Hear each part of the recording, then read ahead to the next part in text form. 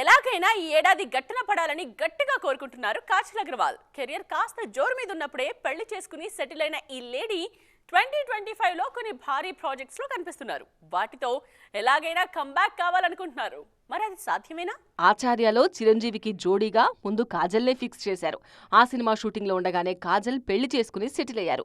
లాహే లాహే lyrical వీడియోలో చివర్లో కాజల్ కూడా కనిపిస్తారు. కానీ సినిమా కథకు లెంగ్త్ కు ఆ క్యారెక్టర్ అవసరం లేదని తర్వాత ఎడిటింగ్ లో తీసేశారు. అలా మెగాస్టార్ తో ఆచార్య ఛాన్స్ మిస్ అయింది.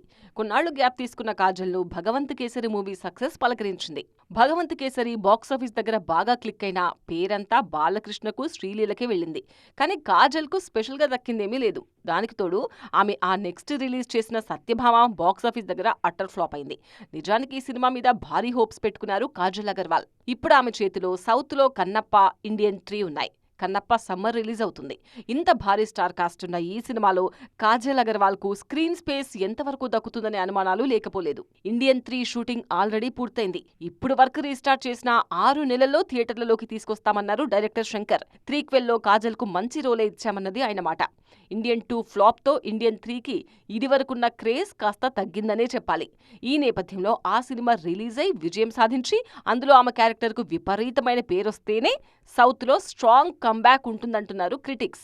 ఈ విషయాన్ని బాగా అర్థం చేసుకున్నారు కాబట్టే కాజల్ నార్త్ మీద ఎక్కువగా ఫోకస్ చేస్తున్నారనే మాట వినిపిస్తోంది.